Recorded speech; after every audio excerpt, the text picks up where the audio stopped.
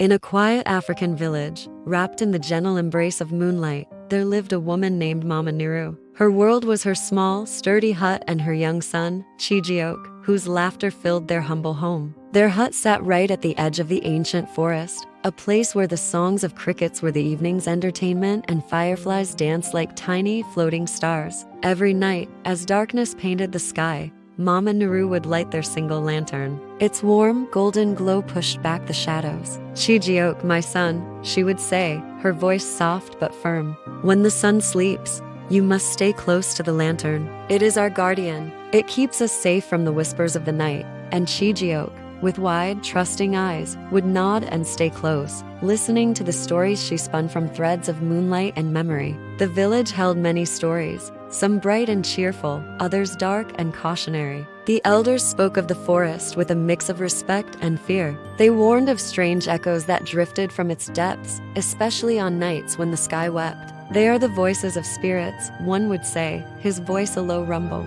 Travelers who lost their way long ago, their cries for help now trapped between the trees. The children would huddle closer, their imaginations painting pictures of ghostly figures wandering in the eternal rain. One particular night, the wind began to howl, not with anger, but with a mournful sigh. It rattled the thatch roof of their hut and made the lone lantern flicker, casting dancing shadows upon the walls. Soon, thin, silver lines of rain began to fall, tapping a gentle rhythm on the dry earth. It was on this night that a new sound joined the symphony of the storm. A cry, faint at first, then clearer. It was a trembling, desperate sound, like a tiny bird fallen from its nest. It was the sound of a child, lost and afraid in the growing storm. Mama Nkiru, who was mending a tear in Chijioki's shirt, froze. Her needle paused mid-stitch. The stories of the elders echoed in her mind. Was this one of the spirit voices they spoke of? A trick of the wind and the rain? She looked at Chijiok, who was now fast asleep, his small chest rising and falling peacefully in the lantern's glow. The cry came again, sharper this time, a clear plea carried on the wind. It pierced through the layers of folklore and fear, right into her mother's heart. It didn't sound like a spirit. It sounded real, too human. Her neighbors, hearing the same chilling cry, shuttered their windows and bolted their doors. Nkiru, one called out, her voice muffled by the wall. Don't go. It's the forest playing tricks. Heed the warnings. Another voice joined in. Stay inside where it's safe. It's not for us to meddle with. Every instinct for self-preservation, every story she had ever been told, screamed at her to stay put, to pull her sleeping son closer and wait for the morning sun. But her heart wouldn't listen. It beat a frantic rhythm against her ribs, a drum of empathy that drowned out the whispers of fear. How could she stay warm and safe while a child, any child, suffered in the cold and darkness? Her decision was made. With a trembling hand, she clutched her precious lantern. Its light felt small and fragile against the vast, stormy night. Taking a deep breath that tasted of rain and damp earth, she unlatched her door and stepped outside. The wind immediately tried to extinguish her small flame, but she shielded it with her body, a fierce protector of this single point of light. The rain plastered her hair to her face and soaked her wrapper in seconds. The world outside her hut was a swirling chaos of wind, rain, and deep, imposing shadows. The forest looked like a wall of impenetrable blackness. "Hello?" she called out, her voice sounding small against the storm's roar. "Is someone there?" Only the wind answered, whipping through the trees. She took a step, then another, moving away from the safety of her home. The lantern's light swayed wildly, illuminating a small circle of wet, glistening leaves and dark, muddy ground. She followed the sound, her bare feet sinking into the soft earth. The cry came again, closer this time,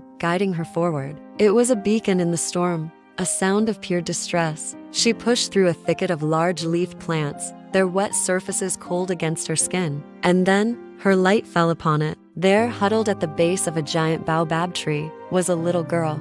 She couldn't have been much older than Chijiok. She was soaked to the bone, shivering, with tears tracing clean paths down her muddy cheeks. Her foot was wedged tightly between two gnarled, unforgiving roots of the ancient tree. Relief and compassion washed over Mama Nkiru, erasing the last vestiges of her fear. This was no spirit. This was a child, flesh and blood, trapped and terrified. "Shh, little one, it's all right now. I am here," Mama Nkiru said, her voice a soothing balm. She knelt in the mud, setting the lantern down carefully so its light held steady.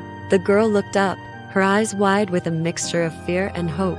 Gently, Nkiru examined the trapped foot. The roots held it fast. "This might hurt just a little, but I will be quick," she promised. With calm, steady hands, she worked to pry the roots apart, her own muscles straining with the effort. The girl winced but didn't cry out again, sensing the kindness in this stranger's touch. With a final pull and a soft crack of wood, the foot came free. Mama Nkiru quickly scooped the child into her arms. The little girl was surprisingly light. She wrapped her own wrapper more tightly around the shivering frame, sharing her body heat. "You are safe now," she whispered, carrying her back towards the warm glow of her own hut. The journey back felt different. The forest no longer seemed menacing. The rain was just rain, and the wind was just wind. Her small lantern, which had seemed so fragile before, now felt like a triumphant torch, a beacon that had conquered the darkness. Inside, she dried the little girl with a soft cloth and gave her some warm broth. The girl, whose name she learned was Adana, eventually stopped shivering and fell into an exhausted sleep next to Chijiok, two small children safe from the storm. Mama Nkiru sat by the lantern all night, watching over them, her heart full of a feeling she couldn't quite name. By morning, the storm had passed, leaving behind a world washed clean and sparkling under a brilliant sun. Not long after dawn, a frantic group of people appeared at the edge of the village. They were farmers from the next village over. Their faces were etched with worry. They were calling out a name, Adana. Adana. Mama Nkiru stepped out of her hut, holding the little girl's hand. At the sight of her, the group rushed forward. A woman and a man, Adana's parents, broke into tears of overwhelming relief. They enveloped their daughter in hugs, checking her from head to toe, their hands trembling. "We were caught in the storm on our way home," the father explained, his voice thick with emotion. "She got scared and ran. We've been searching all night. We thought we had lost her to the forest." Tears and laughter filled the small yard. They thanked Mama Nkiru over and over, calling her a blessing, a hero. They offered her gifts, which she politely declined. "Seeing her safe with you is all the reward I need," she said with a warm smile. It was only then, as she watched the joyful family reunite, that Mama Nkiru truly understood what had happened. The cry she heard was not a curse from the past or a ghostly echo. It was a call for compassion, a real and present need that she had been brave enough to answer. Her fear had told her to stay inside, but her humanity had called her out. News of her bravery and the safe return of Adana spread through the village like wildfire. The elders, the neighbors who had urged her to stay inside, they all came to her, their faces a mixture of awe and humility. They saw now that the true danger wasn't in the forest's echoes, but in a closed heart and a deaf ear. From that day forward, something in the village changed. The fear that had held them captive for generations began to dissolve. They stopped fearing the night's echoes. Instead, they began to listen, and whenever the rain began to fall, a new tradition was born. One by one, the villagers would light their lanterns and place them outside their doors. The entire village would glow with dozens of small, warm lights, a beautiful, silent promise to the world. A promise that no cry, whether from a lost traveler, a frightened child, or a neighbor in need, would ever go unanswered again. They had learned from Mama Nkiru that the greatest light is not the one that keeps the darkness out, but the one you carry into it for someone else. Thank you so much for joining me for this story. If it touched your heart, please consider liking this video and subscribing to the channel for more tales that warm the soul. Until next time, carry your light brightly.